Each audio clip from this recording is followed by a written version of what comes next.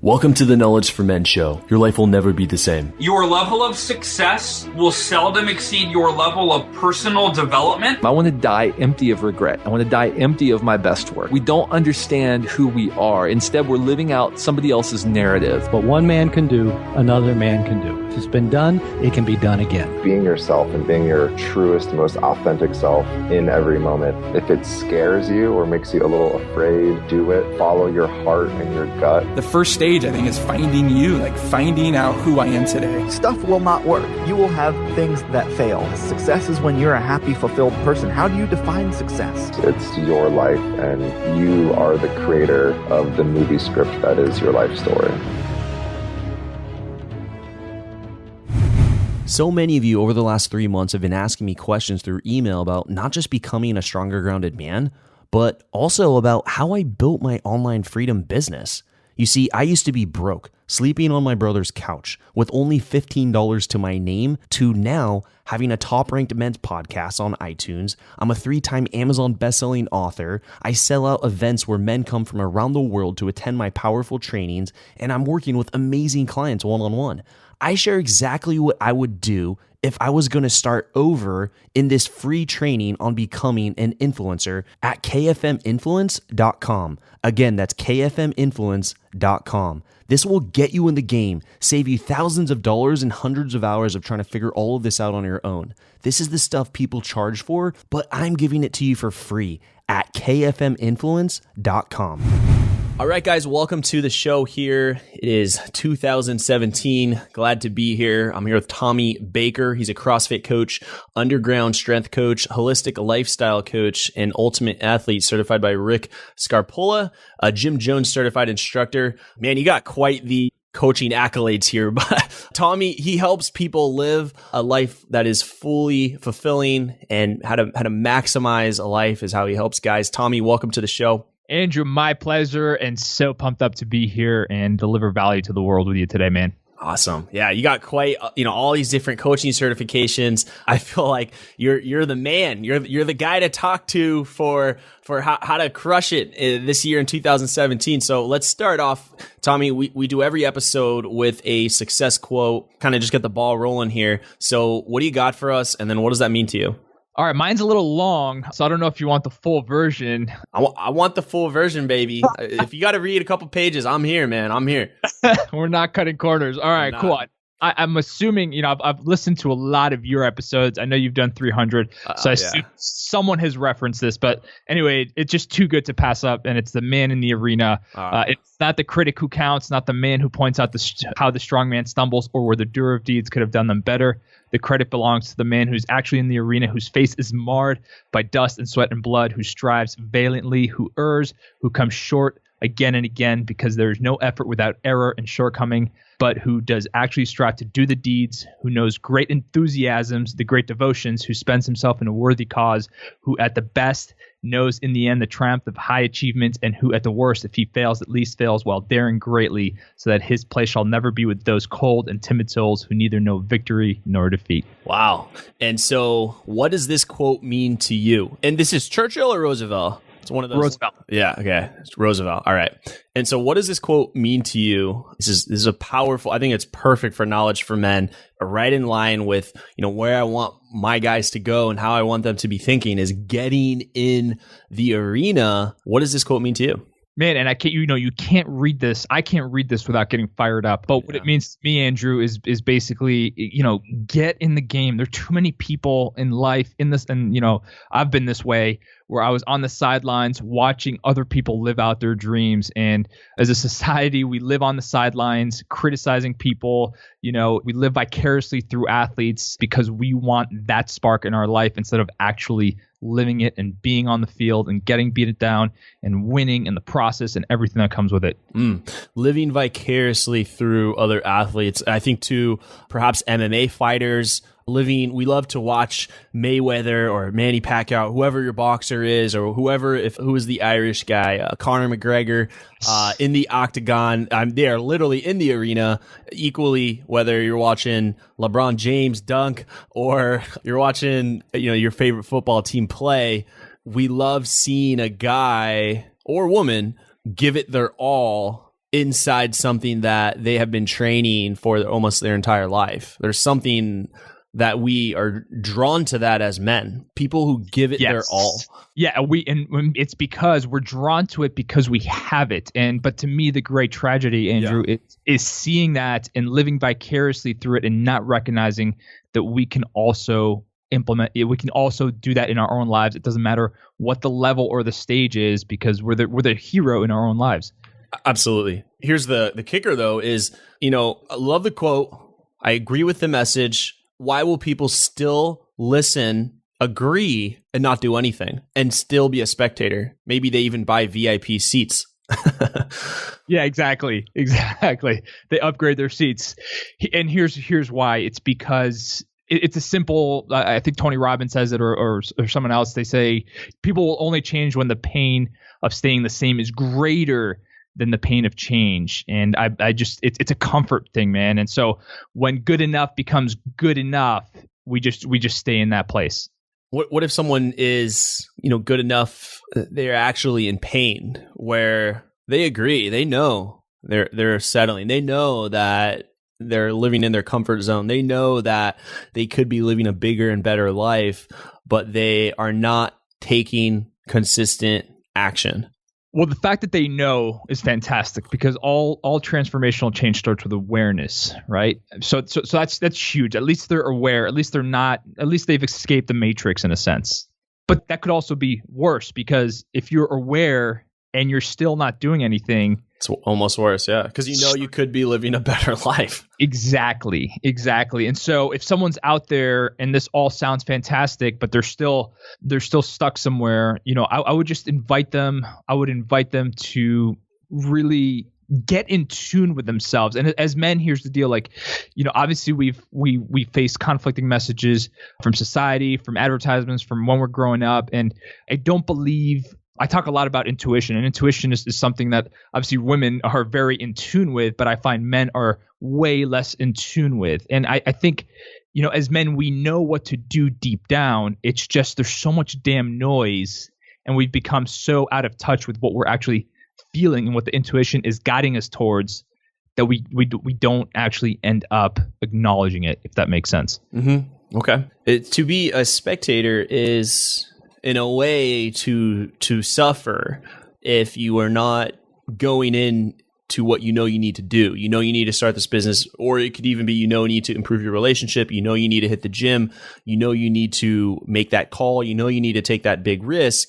And there's to not take action is, in a way, to suffer, because you could be living a better life. Instead, you live vicariously through these other, I mentioned mostly athletes, but it could also be in the arts. You could live vicariously through other writers, through musicians, instead of actually living your art.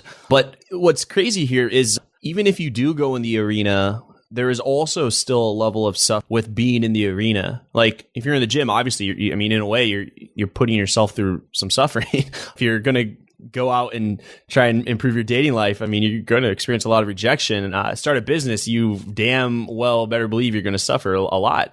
So it's interesting. What I'm saying is that on both levels, you're suffering, but you might as well suffer towards achieving some end result inside the arena, but if you are suffering in the spectator area, you are just going to suffer constantly, never ending. It just doesn't go away.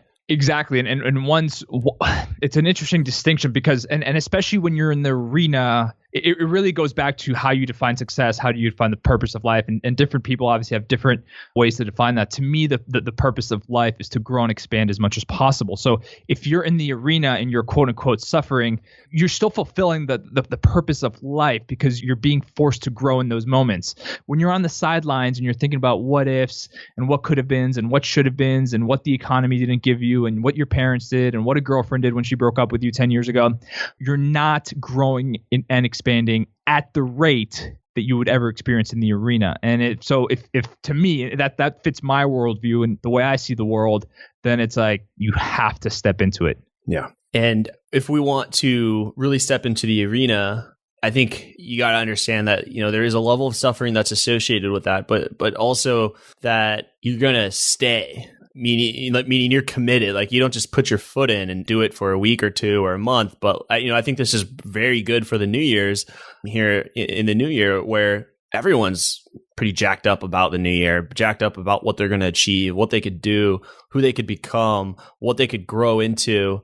And then February is approaching, and then March, and it's almost, we're just fall back into old habits. 100%. And Angela Duckworth, who wrote Grit, she says, enthusiasm is common and endurance is rare. And actually, I don't even think enthusiasm is that common these days. A lot of people are walking out very low vitality, very low zest for life. But she just makes a great point, right? People expect a fireworks show, and that's great. It's important to be inspired and to have excitement and to be in spirit, but it's got to last, man. And that's exactly what you're talking about with just not being committed for the long haul. Difference between dabbling and being all in. That is just the word dabble. It's like it even just sounds like you're, in a way, it's less masculine to dabble, to be someone who can't commit, to be someone who can't make a decision that they are going to commit to making this goal happen. That is a very masculine thing to decide, which is to cut off the other options and go into whatever it is. Like, if you say you're going to do something, you are going to do it. And to dabble is the opposite of that commitment. To dabble is, I'm thinking of weak. I'm thinking of someone who I don't trust. I mean, would you trust a dabbler? If you were an investor, would you want to invest in the dabbler or a strong-grounded man who commits and sees it till the end? Exactly. And you made a great point there, which is, we think of this commitment as this big cataclysmic moment, but our lives are proof of the level of commitment we have. If someone invites us to a social event and we really don't want to go, but we don't have the courage or the balls to say no, we'll say, maybe, or we'll see, right? And so in that moment, we lose self-trust in our ability to make the small decisions, which means when we have a huge ass decision to, either follow through on a breakup or maybe have a situation where we could get a promotion, et cetera, we're going to revert back to those patterns that we've already proven to ourselves. So what you said in there, it's like, even at the smallest levels of like a social outing or being invited to something or signing up for the gym, et cetera, we prove our commitment, and then that we flex our commitment muscle. So when the big stuff comes, it's automatic. Yeah, it's more natural. We've been developing it. So we're here talking about getting in the arena, and it is a new year now. And for those of you who feel like maybe 2016 wasn't the best, or you felt you could have done better, hey, it's a new year, it's a new you. You can redefine what you were going to create in 2017. And I think we've started off this show here very powerfully with getting into the arena, and it is a decision that you make.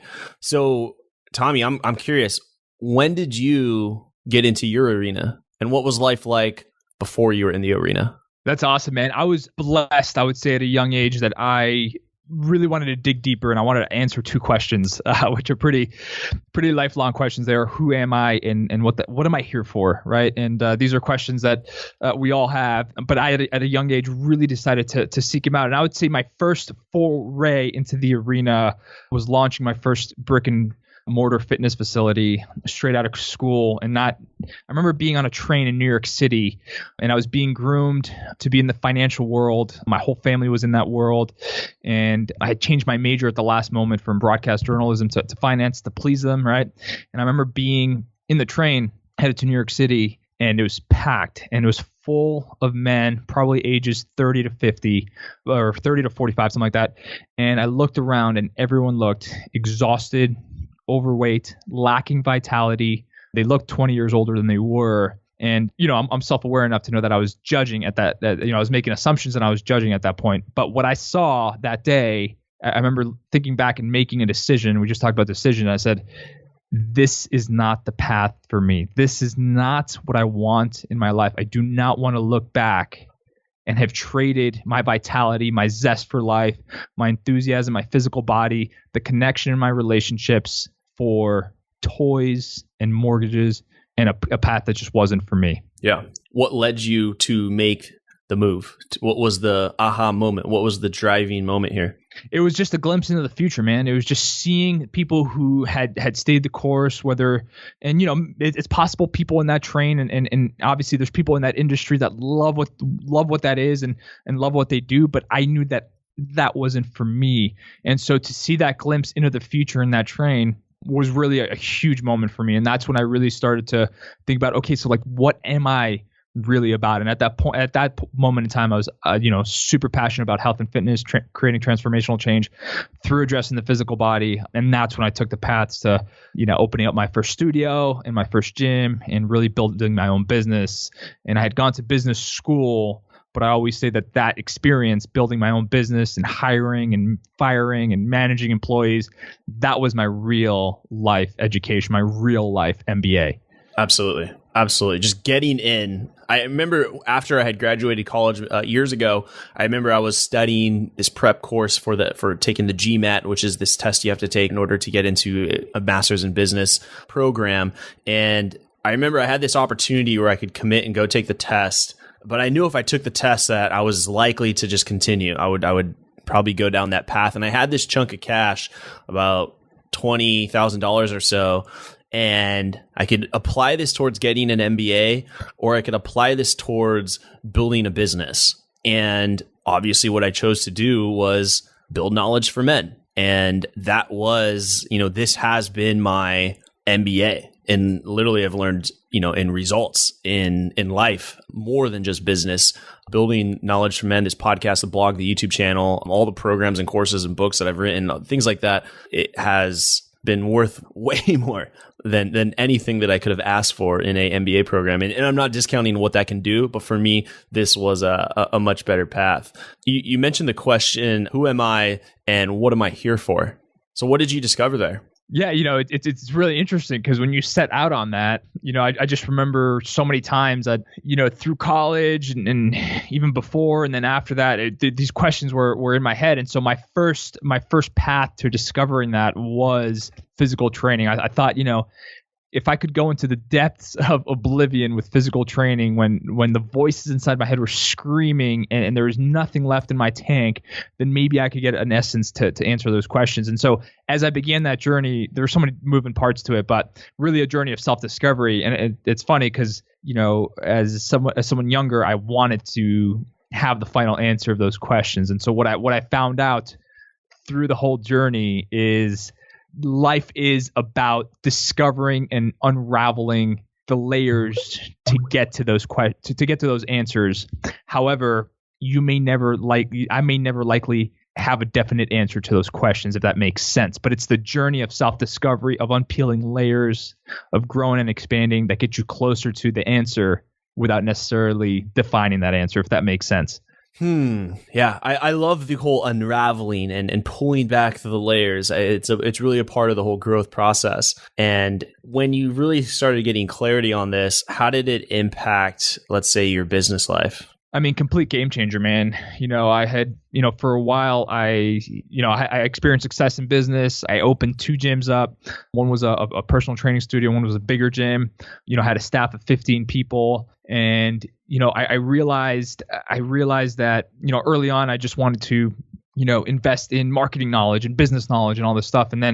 But I realized the real key, the real exponential growth was the stuff that wasn't necessarily tangible. You would get an ROI on it, but you couldn't necessarily measure it. And that was, investing in me, right? As the leader of this company, I would go to seminars almost every weekend. And early on, there were a lot of fitness stuff, right? You listed a lot of them in the intro. But as I grew and progressed, they turned into, more personal development and success and growth and public speaking. And the list goes on and on and on. And, as a leader of a staff, every time I invested in myself, my own learning, even if it had nothing necessarily to do with the metrics of the business, the growth in the business, each month we would grow. And so I noticed by doing that, by investing in myself, by investing in my team, by teaching them some of the principles that I was learning, by opening up their minds and their visions, they were more excited to give our clients an amazing experience. And so at the end of the day, so many people say this, but it truly does start with ourselves. And when we invest in ourselves, I always say I double down on myself every single day, right? I'm always putting myself first so that I can show up to the world as powerful and as service oriented as possible in the best emotional state. And so, people may be out there thinking about business goals for this year. I just set business targets for this year. And yes, you're gonna have specific, ways to get there, right? To close the gap from point A to point B. But again, it always starts with you. And if you invest in yourself and you do it every single day and you practice the principle of Kaizen, daily consistency, improvement, you're just going to see the results in your business, just exponential growth. Yeah. There's a guy named Robin Sharma who's like a leadership expert, and he says, hey, you want to triple your income? Why don't you triple your investment in yourself? It's amazing. I was in this other men's group online, and someone posted, what are you going to do to ensure your success in 2017? And, I just went in there. I said, I've budgeted 15 to 20,000 personal development, personal growth, and all that stuff.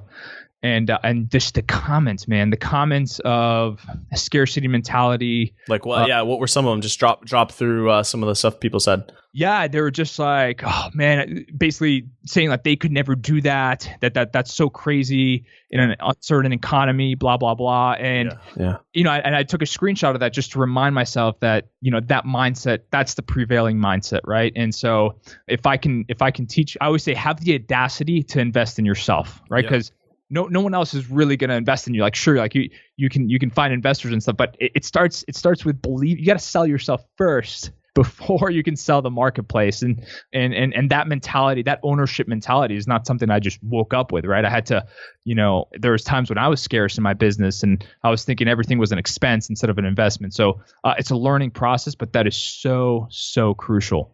Yeah. Have you read Tim Ferriss's new book, Tools of Titan?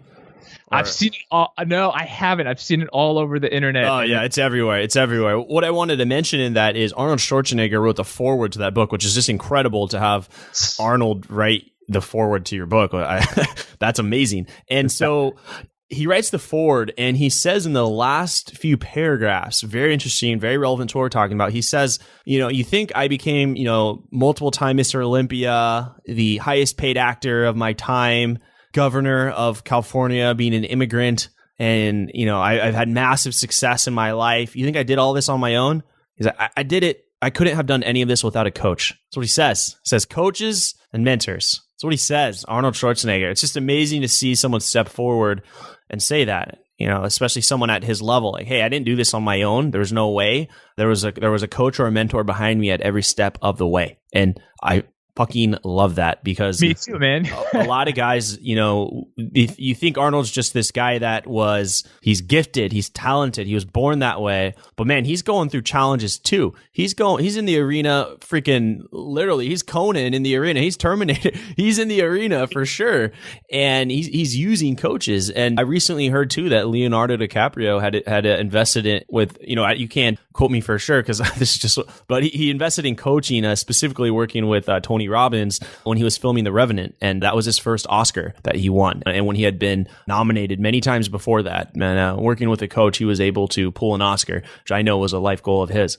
And it's funny because you think, people think, oh, like the further you are along, well, the less likely you're going to need a coach. And in fact, what you just said and all the examples in that book and all over the world is no. The further you get into mastery, the more you need a coach. And to me, it's because the deeper you are in your own craft, the less perspective you have. And so when you invest in someone outside of yourself who can give you that perspective, that just amplifies your game so much more. Absolutely. Yeah. And it doesn't happen overnight. I'll say that. So you're in the health space. And so if I was like, hey, after the show, Tommy, I want to get my health, have the best health ever. And I give you a couple $1,000, and I can't just expect that because I gave you money. Oh, I invested, and all of a sudden I'm, results just start flowing into my life because I invested. I mean, it really, that is just the first step, is the investment. And then the second is really going to be showing up consistently and doing the work with you in order for me to see results. And just want to make that clear that, investing is the first step. It is not the answer. Exactly. I think Tony Robbins has a thing that he says it's like the effect when you buy something or you invest in something like a program, product, or service, you kind of feel it's like the effect of investing in something makes you feel like you've gotten closer to the result. And like you just said, that's a starting point, and that's huge, but there's so much more to come after that, right? And so what I like to teach is, because there's so much BS out there in marketing, and you can make it's getting a little crazy. You know this from I know you teach how to build platforms and businesses and have the freedom that you now have with Knowledge for Man, but it's like there's so many other people teaching. You can make 6 figures in 6 weeks online, even if you have never done anything. It is crazy. Yeah, a lot of these guys do not have the results, and or they are not they're not actually credible. They just know that people are interested in it, and they'll make something. It's kind of sick to just exploit and to not actually be someone who is fully grounded and has the results that you're proclaiming to help people with. Everyone has to start at some place, I understand, but to lie is completely out of integrity, especially if you're working with people one-on-one. I mean, that is just it's crazy seeing what's happening, online right now. There's just a lot of noise. Exactly. And it's actually, at the end of the day, for people who do operate out of integrity, it actually becomes a good thing because it's an asset. Yeah, because you will, the cream, no matter what, rises to the top, and those people will fall by the wayside, and they'll jump on the next opportunity. But you'll be seen as a pillar of integrity, and that's what it's about. They won't be around, and you'll see them, and then they're gone. Flash. And I've seen a lot of people. I've only been doing this 4 years now. This podcast's been running about 3.5 years, I think now. Wow, I can't even believe that. That's insane. I can't believe I've been talking for this long. For those of you who've been listening, thank you. Thank you for sticking around. Yeah, that's awesome. Man. But Andrew, like, you've done 300 episodes, man. How many people during that time have started a podcast, have told you, Andrew, dude, I'm starting my podcast, all the time, all pumped up, and then 2 months later they just disappear, right? Absolutely. 100%. I think this goes in line exactly. I'm not just talking about myself here or, this podcast. What we're talking about here is sticking with something and staying in the arena, coming back to the beginning of this episode, and it's a new year. And I think what makes the difference, and my early episodes were horrible. People said that on the reviews even. I got mean emails, it was not easy. It was not hard. I just stayed with it. And there were people who liked it, and so I kept serving them, and I kept showing up consistently and just serving and helping and caring about the people on the other side of this microphone. Exactly. And that's what the fallacy that you're going to, you only really start liking something once you're good at it. The first month, 2 months, 3 months, 4 months. Yeah, exactly. First year. Yeah. It's tough. With anything, right? With anything.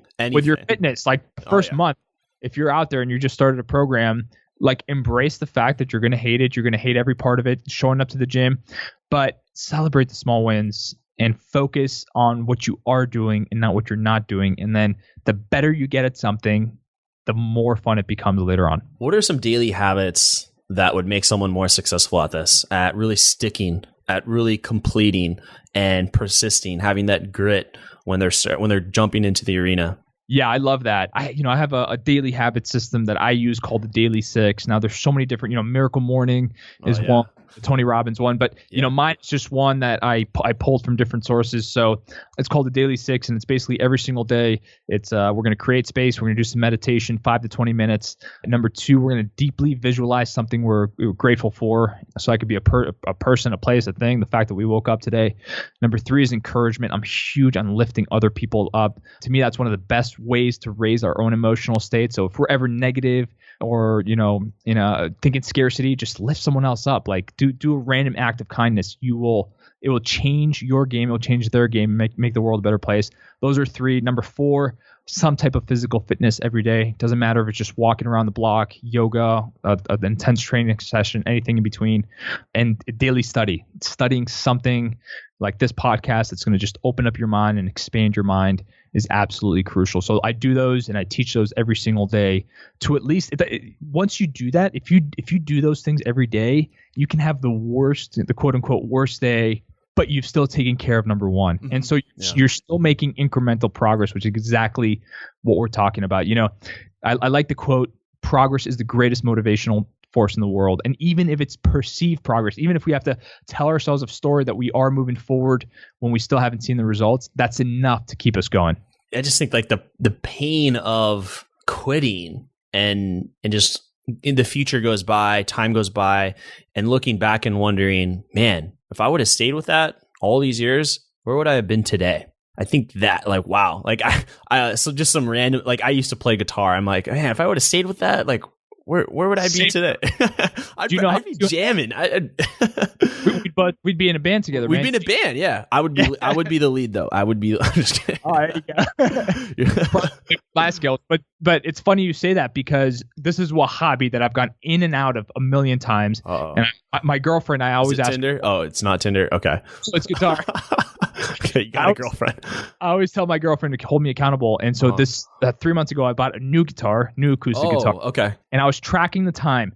The first week, 440 minutes.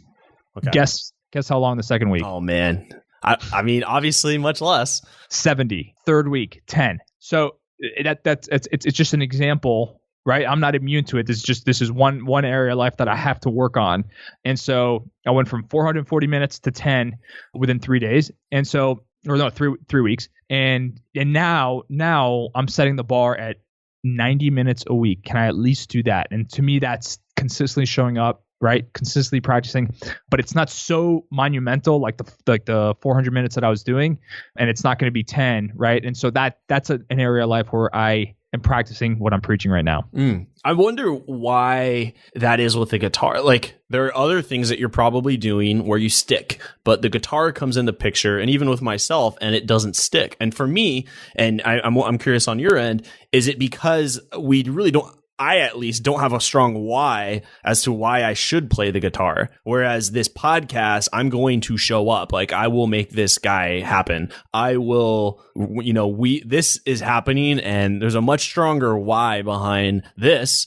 There's a lot of meaning behind it. It's changing, it's helping people. People love the show. People email me, and it's fulfilling and it's fun. I'm talking to Tommy Baker, and it's awesome. But with guitar, I'm just like, there wasn't a strong why behind it. And I think that's why I didn't stick with it. How about yourself? Same exact thing, man. And the other thing is you can get from like 0 to 1 on guitar. It's pretty easy to get to that first, to go from like not having any experience in it to like sucking. It's not that hard to do, but it's almost like golf. And I don't even play golf, but I know this, to go from sucking to like decent, that requires a lot of consistent effort. And so like early on when I was playing, and I've done this so many times, like I get good, I start playing like covers of songs I love, it's feeling awesome. And then I realize everything I'm playing is super basic, a lot of power chords, stuff like that. And so for me to go to the next level, the amount of time investment for what's it going to sound like on the other side is to me is one of the factors why I always have trouble sticking with it. Well, maybe if you're in high school, there's the why, there's this like, oh, girls and all this. Yeah. I'm going to be on stage, be a rock star. But when you're doing it as a hobby, it's like, it's for you, and it's really for you.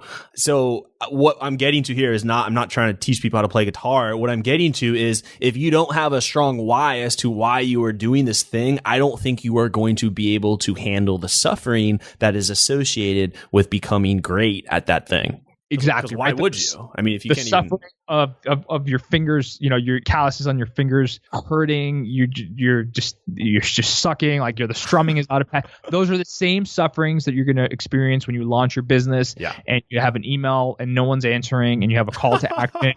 No one cares. No one cares. Right? You do a Facebook Live, your mom and like some random troll is watching, and you're going to be like, this sucks, right? And so, but if your why is strong enough, you will persist. And if you continue to show up, you'll start to see results. Yeah. So that strong why has got to be there to be able to answer that. And I think for business, I think it can be a little bit easier where you say something along the lines of, I am going to do this to make an impact. I'm going to provide for not only myself, but for my family. I mean, I say it, I did an event a couple months ago helping guys become influencers.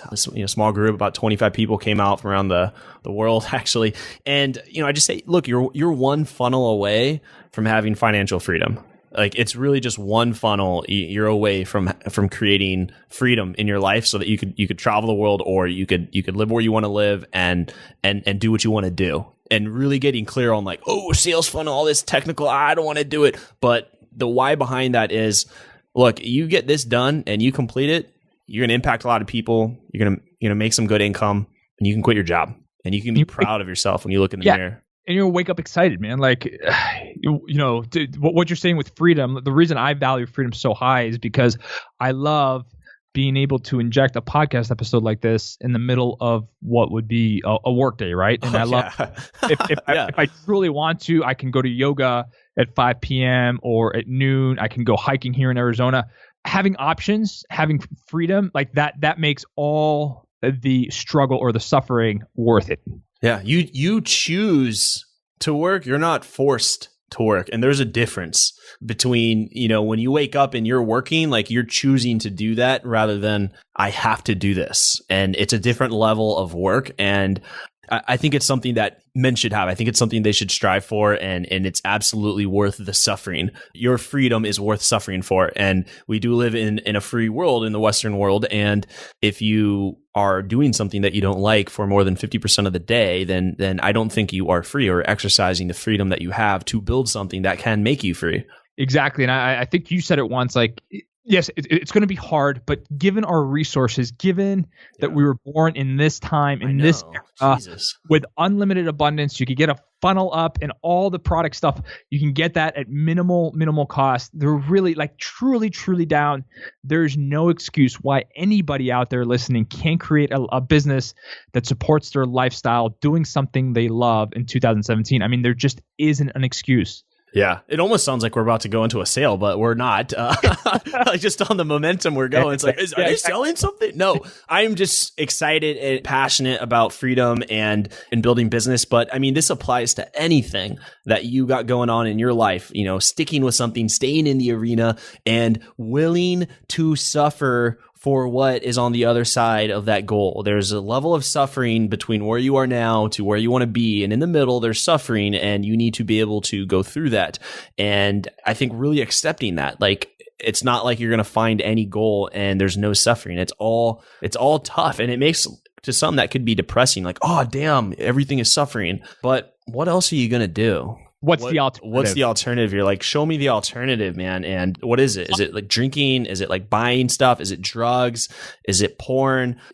What is it? Is it watching TV? Is it watching the season? Is that what is the alternative to building your dream life? I have not yet found an alternative. So therefore, I'm just going to go do that. I'm just going to go do that. And I love that. That's freaking life. And you got to accept the harsh reality. And I kind of think like, if you think a little bit about Darwinism, whether or not you fully believe in this, but that if you just don't do it, then the world doesn't care. You will just suffer. You will just live a mediocre or below average life, and no one is going to save you. No one is going to come to your rescue. And just like Darwinism, like the strong will grow and thrive, and those who choose to just live below their means, you won't know who they are. And I do think that you will have some regrets towards the end. Exactly, man. Exactly. Getting fucking deep here, man. I love it. Didn't know this was going to happen. This was literally this interview. I just hopped on. I'm like, hey, Tommy Baker. I know, right? All right. Let's dive into the knowledge round. So more, focused on you and just asking some rapid fire questions here for yourself, gut level responses. So Tommy, you ready for the knowledge round? Oh, ready. Let's do it. Have you ever wanted to become a highly paid online thought leader in your space? Have you ever wanted to be an author and get that book out? Have you ever wanted to speak on stage about something that you were passionate about and get paid for it? Have you ever wanted to sell courses online passively and wake up to seeing deposits made into your bank account while you were sleeping? So if you're interested in learning how to become a highly paid online thought leader and doing something similar to what I do, then you're going to love this free training I made for you, where I share the exact steps I would take to build an online thought leader business if I was going to start all over. Go to kfminfluence.com to get access to this training. Again, that's kfminfluence.com. You see, people kept asking me how I built knowledge for men in a relatively short amount of time. So I created this training for you to save you time and money so that you can go out there and make a massive impact and income in the world doing what matters most to you. Go to kfminfluence.com to get this training now. Welcome to the Knowledge Round, where the guests will be asked rapid-fire questions to give the audience invaluable pieces of wisdom to help transform their lives. Starting in 3, 2, 1, showtime. So what advice would you give to someone who's feeling really lost or unsure of their purpose? Spend some time alone. Go outside in nature. Spend some time alone. Don't judge it. Don't fill every second at the grocery store when you have to wait 20 seconds in line to open up your phone and check Instagram. It's in those moments where we begin to download some messages and get in touch with our creativity and intuition. Great. What do you think is holding most men back from becoming stronger, grounded men today? I think the biggest thing is a lack of trusting themselves and trusting the process. And so there was another quote that I was going to use about believing and seeing, but if you have deep self-trust in yourself and in what you're doing, that manifests into the world. And I think too many men out there are placing their value on external objects. They're placing too much value on, attracting the right girl, attracting the right job, getting the next promotion, et cetera, when they should focus on really self-love and self-trust and self-acceptance. Yeah, very good. 3 most influential books that you've read and why? Whew, that's hard, man. That is hard. I hate when people ask me that question, but I like asking other people. All right, that's good though, because I recently did this on another show. So in the relationship world, I would do Way of Superior Man. Right. That would be the relationship one. David Data, yeah. For mindset and business and growth, a book called Mindset by Carol Dweck, just under fixed versus growth. Mm-hmm. And then for something a little bit more, this one, Emerson, Self-Reliance. Yeah. I challenge any man out there listening to this episode. It's an essay. You can download it online. It should take you about 30 to 40 minutes. If you read that and you are not inspired and or triggered by reading that, then something is wrong with you. So those would be my top 3. Really good books. Yeah, Way the Superior Man. Check it out. If you haven't read that, if you're in a relationship and you feel like you could get some spark going, in the masculine, feminine, like get that book. And even if you're single, that'll help you in interactions and in your dating. And Carol Dweck, she has been on this show. Fantastic read. And wow, high roller. yeah. And I feel bad. Did she pass away? Oh, I think she passed away. Wow. I'm pretty sure I heard that she passed away, which is, I'm pretty sure she did because she's big in the education community. Obviously, as my brother's a teacher, I'm pretty sure he told me that she had passed away. She's amazing. She was older. I mean, she was older when I interviewed her. She was still very on it though. And Self-Reliance, go to Google it, and get that, guys. Scenario here for you, Tommy. Imagine you had 60 seconds with your 20-year-old self, knowing what you now know today. What would you tell him to do? What would you tell him not to do? Hell yeah, man. I would tell my 20-year-old self to take life less seriously and just have more fun. I think for a while between about 20 and 27, I thought more was more intensity, more work, more late nights, more 18-hour days was going to give me more of what I wanted. Yet I was missing out on some of the greatest parts of life, which to me are relationships, connection, and experiences. Don't take yourself so seriously. This is coming from someone who had to learn this the hard way. Smile through the whole process. You're going to magnetically attract people, places, and opportunities to you because people want to be around people who are enjoying the experience of life. Absolutely. Mm-hmm. I just recently wrote an article about this, and I think we get caught so much in that the more I work, the more I will become, the more I will be. How long does that need to last for? Where you're definitely missing out on a lot of what life offers by solely focusing on work. And if we look at like the Wheel of Life, if anyone just wants to Google that, the Wheel of Life, where it just gives you different aspects of life, like family, relationship, friends, activities, like, recreation. And there's all these different elements of life. And if we only focus on just that, one pillar, then we're failing in life. We're 15, 20%. That's where we stand. We're an F in life, overall life, but you're an A in one area. It's like having an A in PE or one class, and then every other class that you're in, you have an F. Therefore, you're an F student.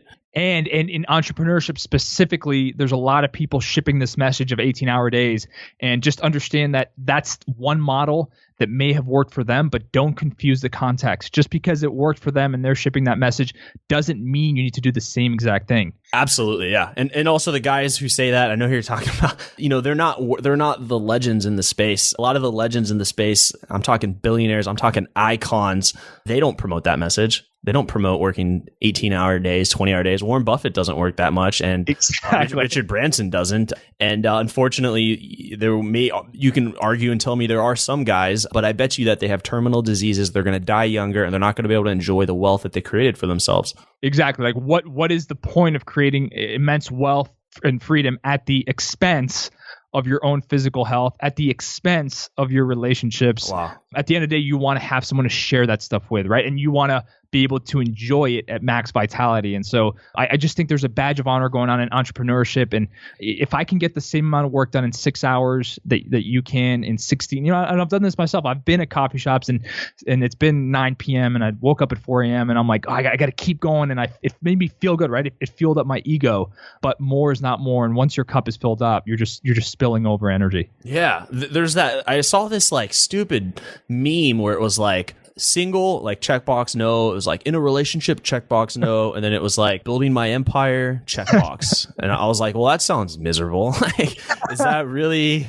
You can have behind, great men, there is often a strong woman. Yes. And to skip that is really missing out, on building more success, but also just on being a grounded man and enjoying life and connection and relationships. And so I'm not a big promoter of the 18-hour day. I will say that there is a time and a season for it. Yes, there behind every great endeavor are some 18-hour days for sure, but it is not just life itself. It's a season. Exactly. I love that word, season, right? That means it's impermanent. And when you're working, you've done 3 Amazon bestsellers, right? So when you're launching your book or doing something special or a program or circumstances lead to it, yes, like you're going to show up and you're going to put in all the effort, but you do that 24/7, man. Like, Ariana Huffington, right? I mean, she did a whole book on sleep because she passed out and, had huge health issues because of this. And I think there's a cultural awareness now where we're looking at that a little bit more and being like, okay, let's do this a little.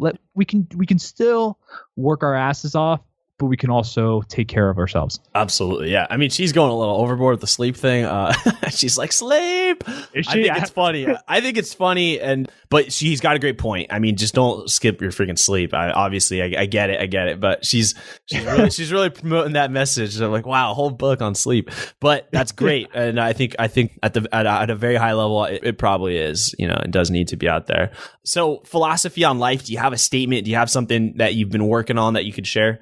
Yeah, I mean, I would just say the name of my show, which is Resist Average, and the whole concept behind that. It's a phrase I've been saying since I was 18, and I'm just so excited to be able to have a platform to share with it now. But it's all about, nobody wakes up one day and says, I'm going to choose to be 30 pounds overweight. No one wakes up and says, I want to be divorced and full of toxic relationships. It's a very slow slide. And just like the slight edge philosophy, you could go both ways. You could slide into that, or you could slide into success. And so Resist Average is all about taking the small daily steps that are going to lead you to a life that you've created, that you've designed on your terms, whatever that means. I don't care what that means, as long as it's important to you, not by somebody else's values and beliefs and systems. Very good. Very good. That sinks in well. And so, Tommy, what is now exciting you today? What's getting you up out of bed in the morning? Oh, I love that question, man. I'm always very excited to wake up. I say it's like Christmas every day when you're doing stuff that you love. And so, for me, it's actually now, I was in the fitness field, and still am in the fitness field and pursued mastery there. But now I'm taking the principles from that and really expanding my reach and working with other people in other domains to level up, much like you're doing, level up their businesses, level up their relationships. And so I launched a mastermind group and we sold out with 10 people. And so being able to teach, and I know you know this well, you've run your own events. When you teach something, it becomes ingrained into who you are at a way that no seminar or no other experience can replicate. So being on the other side and, being the student, but also being the teacher recently is just amazing. It's an amazing experience, as I'm sure you can attest to. Absolutely. Yeah. Yeah. I say, like, anytime I have an event, I did one, there's 25 guys. The one before that was more my thing, which is the men's personal development, which is, obviously what I'm known for. So it's much bigger. We had like 80 guys, and I'm always, walking in, I'm always wondering, like, oh man, like, all this work, has been built up to this day. And it's just, there's this feeling you get as a influencer when you're on that stage, and these guys have traveled from around the world. I get guys from not just other parts of the United States or North America, but from Asia and Europe and South America. And I feel like it's like I'm in the arena and it's time to perform. And I don't always know exactly what I'm going to do,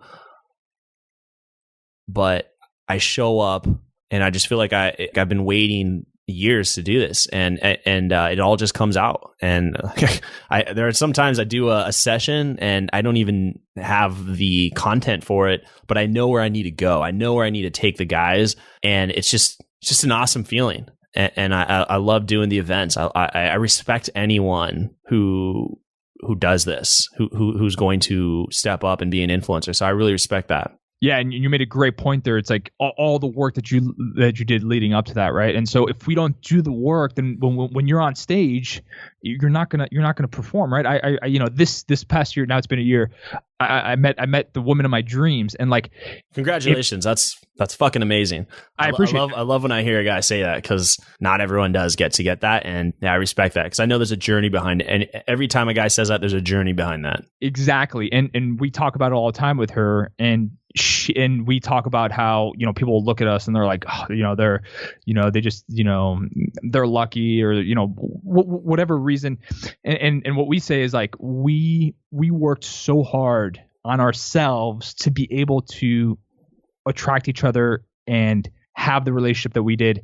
And that we do right now. So people only see the tip of the iceberg, but dude, there's a whole other iceberg. 80% of it is underneath. And so your whole thing about the event was a reminder of that. Thank you. Yeah. And congrats again on that.